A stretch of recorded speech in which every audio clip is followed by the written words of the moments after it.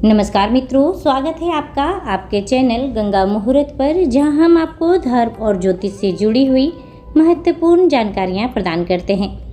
आज है 22 अप्रैल 2025 दिन मंगलवार, वैशाख मास है, कृष्ण पक्ष है, नौमी तिथि है और दिन है सोमवार का। आज सोमवार के दिन भगवान भोलेनाथ के लिए कई भक्तों ने व्रत धारण किया होगा। सुबह से ही मंदिरों में भगवान को रिझाने की सभी कोशिशें चल रही होगी। ऐसे में अगर आपने व्रत नहीं भी किया है तो सोमवार व्रत कथा सुनने मात्र से ही आपके समस्त पाप दूर हो जाएंगे, कष्ट का निवारण होगा। तो चलिए प्रेम सहित सुनते हैं सोमवार व्रत कथा। एक साहूकार था, उसके घर में धन की कमी नहीं थी, फिर भी वह बहुत दुखी था क्योंकि उसको कोई भी पुत्र नहीं था।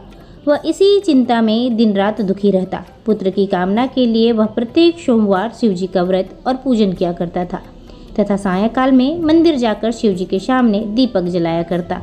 उसके इसी भक्ति भाव को देखकर एक समय माता पार्वती ने शिवजी से कहा, महाराज, यह साहूकार आपका अनन्य भक्त है, सदैव आपका व्रत और पूजन बड़ी श्रद्धा से करता है, आपको इसकी मनोकामना पूर्ण करनी चाहिए। शिवजी ने कहा, हे पार्वती, यह संसार कर्म क्षेत्र है।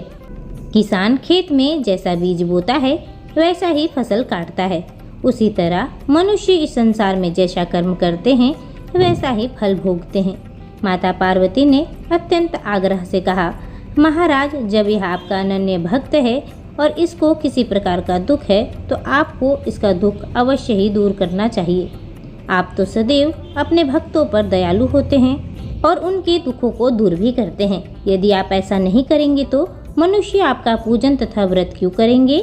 माता पार्वती का ऐसा आग्रह देख शिवजी कहने लगे, हे पार्वती, इसको कोई पुत्र नहीं है, इसी चिंता में यह अति दुखी रहता है। इसके भाग्य में पुत्र न होने पर भी मैं इसको पुत्र प्राप्ति का वर देता हूँ, परंतु वह पुत्र केवल 12 वर्ष तक जीवित रहेगा। इसके पश्चात वह मृत्यु को प्राप्त हो जाएगा। इससे अधिक मैं इसके लिए कुछ नहीं कर सकता।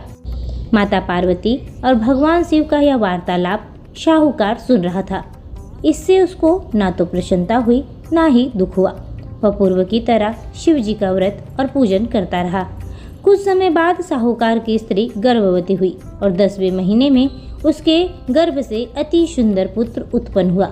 साहूकार के घर में बहुत खुशियां मनाई गई, परंतु साहूकार यह जानता था कि उसका केवल 12 वर्ष की ही आयु है, इसलिए उसने अधिक प्रसन्नता प्रकट नहीं की और न ही किसी को यह भेद ही बतलाया। जब वह बालक 11 वर्ष का हो गया तो बालक की माता ने उसके पिता से उसका विवाह करने के लिए कहा। साहूकार ने कहा, अभी मैं इसका विवाह नहीं करूँगा, मैं अपने पुत्र को काशी पढ़ने के लिए भेजूँगा। साहूकार ने बालक के मामा को बुलाकर उसको बहुत सा धन देकर कहा, तुम इस बालक को काशी में पढ़ने के लिए ले जाओ और रास्ते में जिस भी स्थान पर जाओ वहाँ यज्ञ करते, ब्राह्मणों को भोजन कराते और दक्षिणा देते हुए जाना। दोनों मामा भांजे यज्ञ करते हुए, ब्राह्मणों को भोजन कराते, दक्षिणा देते हुए काशी जी की ओर चल पड़े। रास्ते में एक नगर पड़ा। उस नगर में राजा की कन्या का विवाह था, परंतु जो राजकुमार विवाह कराने आया था वह एक आंख से काना था। उसके पिता राजा को इस बात की बड़ी चिंता थी कि कहीं राजकुमार को देखकर राजकुमारी तथा उसके माता पिता विवाह से किसी प्रकार की अड़चन पैदा न कर दे। जब उसने सेठ के अति सुंदर इस लड़के को देखा तो मन में विचार किया, क्यों ना द्वाराचार के समय इसी लड़के से वर की सारी रस्में पूरी की जाए। ऐसा मन में विचार कर राजकुमार के पिता ने उस साहूकार के लड़के और उसके मामा से बात की। वे राजी हो गए। फिर उस साहूकार के लड़के को वर के कपड़े पहनाकर तथा घोड़ी पर बैठाकर कन्या के द्वार पर लाया गया। कार्य प्रसन्नता पूर्वक पूर्ण हो गया। राजकुमार के पिता ने सोचा कि यदि वह विवाह कार्य भी इसी लड़के से करा लिया जाए तो क्या बुराई है। ऐसा विचार कर लड़के और उसके मामा से कहा, यदि आप फेरों और कन्यादान में भी हमारा साथ दे दे तो आपकी बहुत ही कृपा होगी। मैं इसके बदले आपको बहुत सारा धन दूंगा। दोनों ने इसे भी सहर्ष स्वीकार कर लिया। विवाह कार्य भी बहुत अच्छी तरह से संपन्न हो गया। सेठ का पुत्र जब जाने लगा तो उसने राजकुमारी की चुन्नी में लिख दिया था, तेरा विवाह मेरे साथ हुआ है, परंतु जिस राजकुमार के साथ तुमको भेजेंगे वह एक आँख से काना है। मैं पढ़ने के लिए काशी जा रहा हूँ। सेठ के लड़के के जाने के पश्चात राजकुमारी ने जब अपनी चुन्नी पर ऐसा लिखा हुआ पाया तो उसने काने राजकुमार के साथ जाने से मना कर दिया। उसने अपने माता पिता को सारी बात बता दी और कहा कि यह मेरा पति नहीं है, मेरा विवाह इसके साथ नहीं हुआ। जिस वर के साथ मेरा विवाह हुआ है वह तो काशी पढ़ने के लिए गया है। राजकुमारी के माता पिता ने अपनी कन्या को विदा नहीं किया और बारात वापस चली गई। उधर सेठ का लड़का और उसका मामा काशी पहुंच गए। वहां जाकर उन्होंने यज्ञ किया। लड़के ने पढ़ना शुरू कर दिया। जिस दिन लड़की की आयु 12 साल की हो गई उस दिन मामा ने यज्ञ रखा था। लड़के ने अपने मामा से कहा, मामा जी आज मेरी तबीयत कुछ ठीक नहीं लग रही है। मामा ने कहा, अंदर जाकर विश्राम कर लो। लड़का अंदर जाकर सो गया तो थोड़ी देर में ही उसके प्राण निकल गए। जब उसके मामा ने आकर देखा कि उसका भांजा मृत पड़ा है तो उसको बहुत ही दुख हुआ।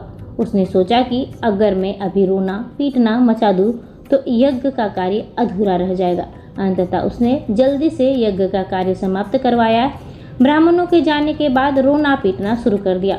संयोगवश उसी समय माता पार्वती और शिव उधर से जा रहे थे।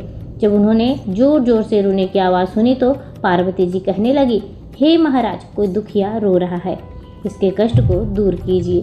जब शिव और पार्वती वहां पहुंचे तो उन्होंने पाया कि वहां एक लड़का मृत पड़ा है। माता पार्वती कहने लगी, महाराज यह तो उसी सेठ का लड़का है जो आपके वरदान से उत्पन्न हुआ था। शिवजी ने कहा, हे पार्वती, इसकी आयु इतनी ही थी जो यह भोग चुका। तब पार्वती जी कहने लगी, हे महाराज, इस बालक को और आयु दे दे, नहीं तो इसके माता पिता तड़प तड़प कर मर जाएंगे। माता पार्वती के बार बार आग्रह करने पर शिवजी ने उसको जीवन का वरदान दे दिया। शिवजी की कृपा से वह लड़का जीवित हो गया। उसके बाद शिवजी और पार्वती कैलाश को चले गए। शिक्षा पूरी होने के बाद जब वह लड़का अपने मामा के साथ यज्ञ करते, ब्राह्मणों को भोजन कराते तथा दक्षिणा देते हुए अपने घर की ओर चल पड़े। रास्ते में उसी नगर में आए जहाँ उस लड़के को वहाँ की राजकुमारी से विवाह हुआ था।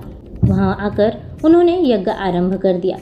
उस लड़के के ससुर जो वहाँ के राजा थे उसने उनको पहचान लिया और महल में ले जाकर उसकी बहुत ही आवाभगत की। बहुत से दास दासियों सहित आदरपूर्वक अपनी राजकुमारी और जमाई को विदा किया।